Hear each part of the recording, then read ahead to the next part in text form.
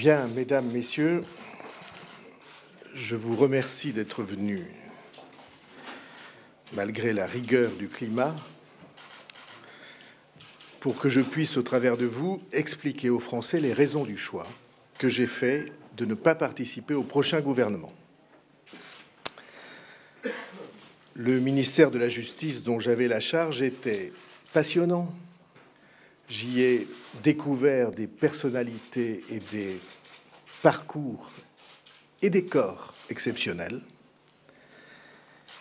J'y portais une loi à laquelle je tenais beaucoup, dont l'objet était de donner à la vie publique des règles sûres pour la moraliser dans tous les secteurs nécessaires et rétablir la confiance des citoyens dans notre démocratie. Nous avons mis ce texte au point en 3 semaines. Et l'accueil qui lui a été publiquement réservé montre le degré de son ambition et le caractère réaliste et novateur des dispositions annoncées. Et le projet de loi a été adopté entre les 2 tours des élections législatives le 14 juin. Mais dans le même temps, et j'imagine que c'est par hasard, une campagne s'est développée à base de dénonciations anonymes cherchant à accuser le mouvement de démocrates que je préside d'avoir mis en place un système d'emploi fictif. Nous n'avons jamais eu d'emploi fictif. Toutes seules et tous ceux qui ont travaillé au MoDem avaient contrat de travail et fiche de paie, et cela sera aisé à prouver. Et je veux dire que j'ai, pour le prouver, une absolue confiance dans la justice. Mais je n'ai aucun doute que, bien que mon nom n'ait jamais été cité dans cette enquête, et pour cause, je n'ai aucun doute que j'étais, de ces dénonciations, la véritable cible, dans le but de décrédibiliser la parole du ministre qui devait porter cette loi. Il y a en effet un certain nombre de forces et de puissances pour qui la moralisation de la vie publique serait un obstacle à leur influence et à leur lobby. Dans une situation classique, normale, il m'aurait été facile de défendre le mouvement que je préside et de défendre en même temps mes amis dont je connais d'expérience la parfaite probité. Nous avions tous les éléments de fait, tous les éléments de preuve, tous les éléments légaux pour articuler cette défense. La gestion de la ressource humaine dans notre mouvement a été régulière, normale, légale et, je l'affirme, morale. Mais la situation dans laquelle je me trouvais placé, en raison de ma fonction de garde des Sceaux, était telle que la seule personne en France qui ne puisse pas se défendre contre calomnies et dénonciations diffamatoires et abusives, c'est le ministre de la Justice. Le seul qui soit obligé de se taire même devant l'injustice. S'il dit « nous sommes innocents », on l'accuse d'influencer les magistrats, y compris les magistrats du parquet, dont on prétend à tort qu'ils sont sous ses ordres. Dans une vie publique d'une violence perpétuellement croissante, cela revient à boxer les 2 mains attachées dans le dos. Et toute remarque faite en privé, même modérée et parfaitement justifiée sur certaines méthodes journalistiques, est immédiatement regardée comme une pression, dénoncée comme telle, comme si la liberté de critique et de jugement était à sens unique et que le citoyen était uniquement obligé de subir certaines pratiques sans même pouvoir formuler son désaccord. Je n'accepte pas de vivre sans liberté de parole. Je n'accepte pas d'être condamné au silence lorsque l'honneur de ceux que je représente est en jeu. Parce que, voyez-vous, l'honneur, la probité, la décence Tout cela paraît chaque jour un peu plus dévalué dans le débat public français. Mais il se trouve que ces mots ne sont pas pour moi des mots creux. De surcroît, cette situation exposait le président de la République et le gouvernement. L'on devinait bien que le débat qui se prépare au Parlement allait, par ces polémiques, être détourné de son sens. Or, c'est une loi à laquelle je tiens beaucoup, à laquelle j'ai beaucoup donné, et il se trouve que j'accorde plus de prix au but à atteindre, à l'œuvre que nous avons à construire, qu'à mon rôle personnel, au titre, aux privilèges et aux galons. J'en ai donc tiré les conclusions. Je choisis la liberté de jugement et la liberté de parole.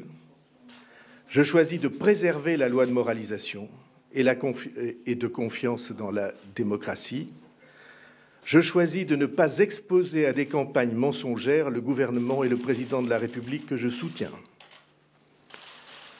Deux considérations méritent d'être abordées. Je le dis comme je le pense. Nous ne pouvons pas vivre dans une société de perpétuelle et universelle dénonciation. La France a été à d'autres époques, hélas, le pays des lettres anonymes, celui où, paraît-il, on en a le plus écrit de toute l'Europe. La dénonciation du voisin qui vous gêne ou que l'on jalouse est entrée dans une nouvelle époque, une nouvelle phase, car la dénonciation fait désormais système avec les réseaux sociaux, avec la presse. La justice, lorsqu'elle découvre ces éléments, est obligée de se saisir. L'ouverture d'une enquête est dès lors présentée comme une pré-condamnation et la machine folle se met en route. L'acte le plus anodin et le plus normal, sous ce miroir grossissant, apparaît suspect, d'autant que, chacun d'entre vous le sait, il n'est pas une vie humaine, collective ou personnelle, qui résiste à telle inquisition. À cette déferlante, la démocratie ne résistera pas. C'est une grande question pour notre société. Ceux qui s'intéressent à l'histoire savent que ça a été une grande question pour la Grèce antique, qui a dû prendre les mesures les plus sévères d'amende et de privation des droits civiques contre les dénonciateurs professionnels qui étaient stipendiés comme tels et qu'on appelait, ça vous rappellera l'école, les sycophantes. Si une dénonciation anonyme et non fondée, reprise dans cette cocotte minute que constituent réseaux sociaux, justice et médias, suffit à provoquer de telles vagues, comment se défend-on ? Pour l'instant, il n'existe aucune défense. Et je pense que cette question mérite d'être posée. J'entends bien que se pose en même temps la question de la protection des lanceurs d'alerte. C'est un débat auquel j'ai beaucoup participé. Et je considère qu'il faut protéger ces lanceurs d'alerte. Mais je veux rappeler que les lanceurs d'alerte sont, dans certaines législations, définis d'abord comme ne devant pas relever de conflit d'intérêts. Or, dans l'affaire qui nous occupe, le conflit d'intérêts est patent, les dénonciateurs ayant été pour les uns licenciés pour faute grave, pour les autres en procès avec notre mouvement, pour d'autres encore au service d'adversaires politiques. Or, personne n'analyse vraiment ces accusations, ne les différencie, personne, et c'est un problème pour la société. Deuxième considération, j'ai aussi une préoccupation politique. Le MoDem, avec sa personnalité et sa liberté, est désormais le deuxième parti de la majorité, le troisième groupe de l'Assemblée nationale. Et vous trouverez autour de cette salle un nombre substantiel, plusieurs dizaines de ceux et celles qui vont former le groupe du MoDem et qui s'est réuni pour la première fois cet après-midi à l'Assemblée nationale. Ma conviction est qu'il faut mobiliser tous les efforts en cette circonstance nationale pour aider le nouveau président de la République. Ma conviction est que l'élection d'Emmanuel Macron est une chance pour notre pays et une chance pour l'Europe et pour l'équilibre du monde. Ma certitude est qu'il est à la hauteur de la fonction. Il a besoin d'une majorité large et d'une majorité où le pluralisme ne soit pas un vain mot. C'est une majorité à deux piliers et ce n'est pas par hasard. Chacun de ces deux piliers doit participer à l'action. Chacun a sa pierre à apporter, les mouvements nouveaux aussi bien que les courants qui viennent de loin. Nous serons porteurs de stabilité. Nous serons des capteurs des mouvements et des attentes, des émotions de notre société. Nous proposerons des idées. Nous en défendrons d'autres.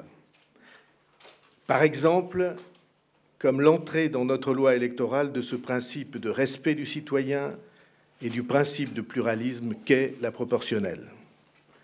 Nous serons, et je veux vous le dire, je serai à côté du président de la République pour l'aider et pour le soutenir, fidèle à une entente politique et personnelle à laquelle, je veux vous le dire, j'attache du prix. Au fond, cette décision qui intervient le jour même où vient de se réunir à l'Assemblée nationale le nouveau groupe de notre mouvement, le premier de notre histoire récente, est une décision pour servir une certaine idée désintéressée de la politique, servir la majorité la majorité nouvelle dans son soutien au président de la République et servir une idée aussi haute que possible de l'honneur, de la liberté de jugement et de parole, une certaine idée de la responsabilité. Enfin, pour vous dire que ce jour, qui n'est pas uniquement de gaieté, comporte cependant un aspect positif pour moi, c'est que je vais, pendant ces mois, retrouver mes fonctions de maire de Pau, une ville qui est magnifique et magique, et des concitoyens qui sont extrêmement attachants, parfois un peu exigeants, mais toujours affectueux. Je vous remercie.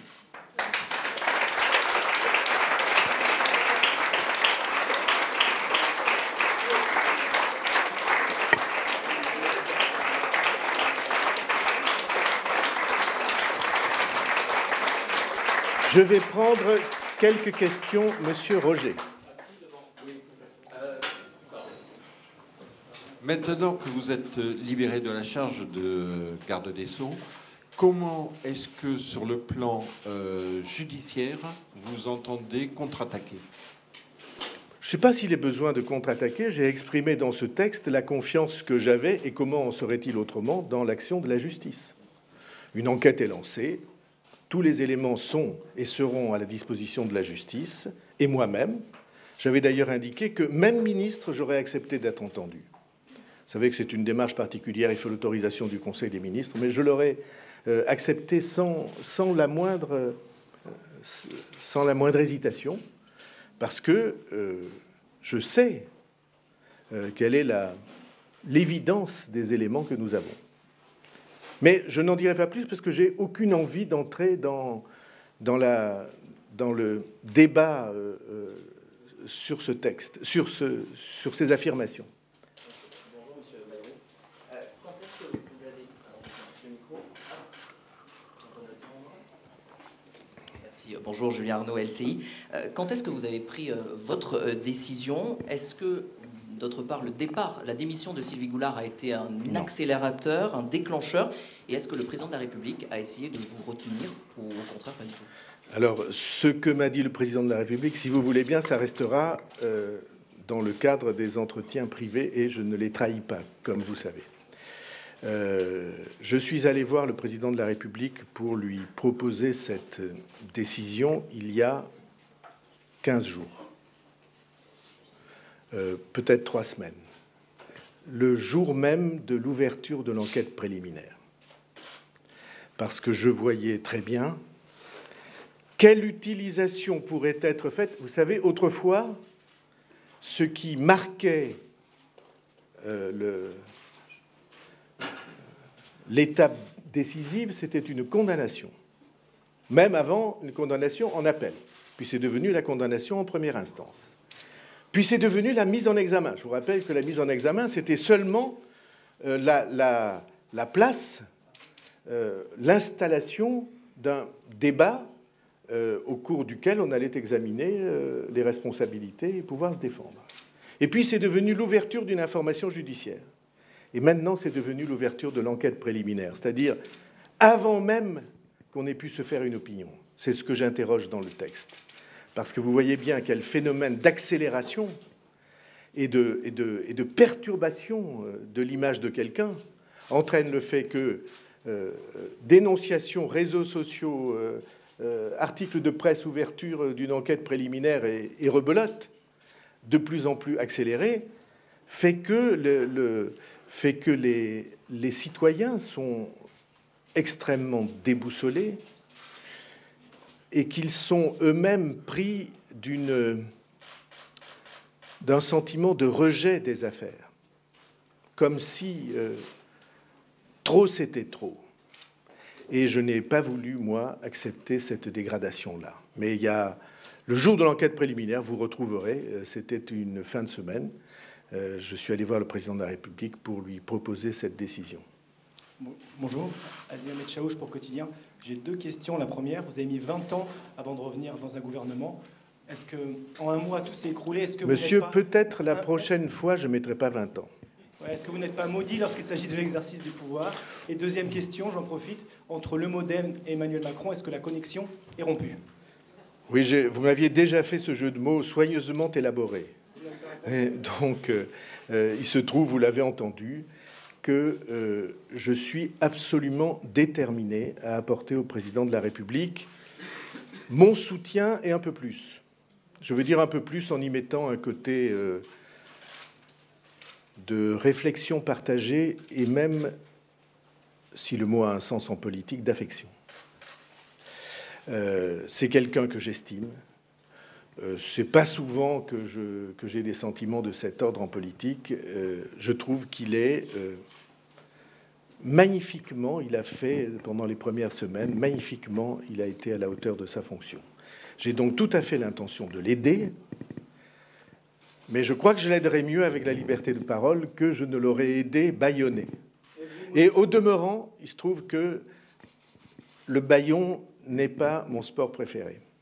Question. Maxence Lambrec, Europe 1. Souhaitez-vous qu'il y ait des ministres MoDem dans le prochain gouvernement? Y en aura-t-il? Je pense que ce serait logique. Y en aura-t-il?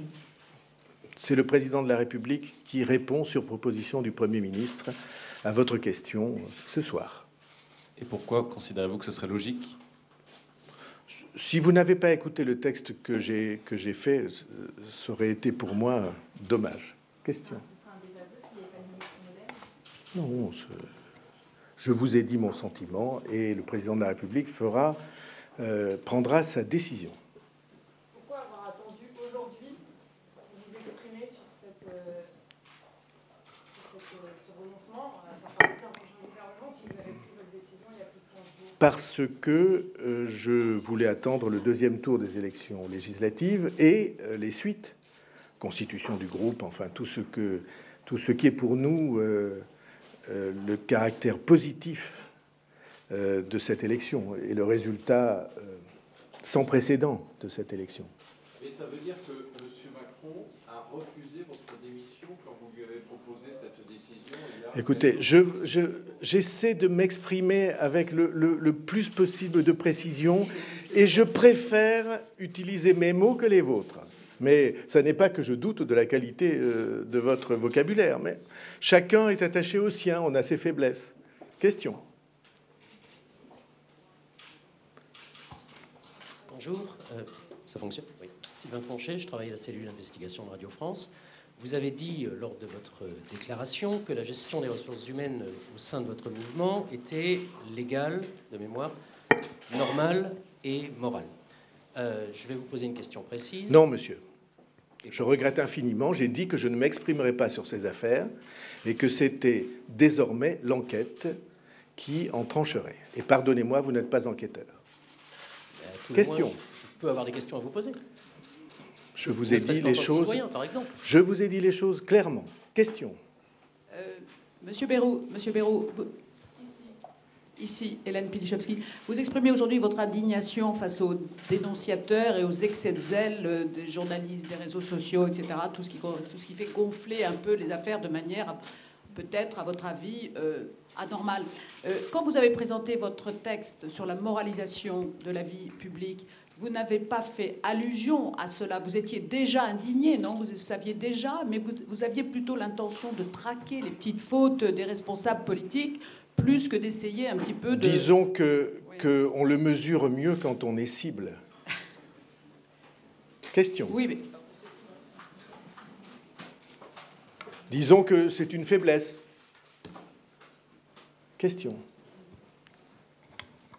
Louis aux Alters, Marianne. Emmanuel Macron a pu constater dimanche soir qu'il n'avait pas besoin des députés MoDem pour faire passer ses textes de loi à l'Assemblée. Est-ce que vous ne pensez pas qu'il aurait pu saisir cette occasion de cette affaire pour se débarrasser de vous, si vous me permettez l'expression, et pour avoir les mains totalement libres? Je pense que c'est totalement faux comme analyse. Totalement. Pour des raisons qui touchent à l'arithmétique, à la chronologie et à la politique. Ça touche à l'arithmétique parce que les majorités que vous qualifiez de larges, elles le sont peut-être moins que vous ne l'imaginez. Parce que, deuxième facteur, la chronologie, le temps qui passe érode, y compris parfois même les majorités. Et troisièmement, parce que vous ne comprenez pas ce qu'est la Ve République. La Ve République, ça n'est pas la IVe République, pardonnez-moi, c'est la palissade. C'est-à-dire que les majorités ne se forment pas par des accords de boutique à l'Assemblée. Les majorités se forment autour de l'action du président de la République, et ce qui est important pour ces majorités, c'est la dynamique. On compte si on participe à la dynamique, si on essaie d'empêcher la dynamique, ce qui arrive quelquefois parce qu'on a des problèmes, des divergences d'appréciation, mais on ne compte pas, on fait obstacle, on est extérieur. Par exemple, il vous suffit de regarder ce que les frondeurs ont fait au sein de la majorité précédente. Ils ont coulé la majorité, mais ils se sont coulés en même temps. Et telle n'est pas mon intention. Si quelqu'un a un Kleenex, ça serait sympa. Parce que j'ai l'impression qu'il fait un peu chaud dans cette salle. Allez. Non, Monsieur Roger, vous avez déjà eu 3 fois la parole. Merci. Monsieur Bayrou, bonjour. Je ne vous vois pas. Je suis là. Oui. Marie Croxel, TF1. Est-ce que vous ne pensez pas que l'exemplarité doit aussi valoir pour les présidences de groupes parlementaires? Madame, tous ceux qui sont autour de moi et dans cette salle, y sont parce que je sais qu'ils sont exemplaires. Je sais, pour avoir vérifié, dans les bons, rarement, et les mauvais, plus souvent, moments, je sais la qualité humaine, la probité, c'est un mot faible, le scrupule de tous ceux qui sont dans cette salle.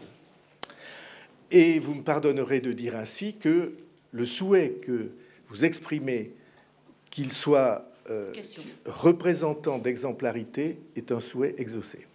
Question. Dernière question.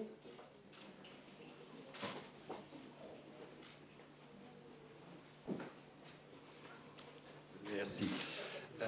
2 questions en une. Non.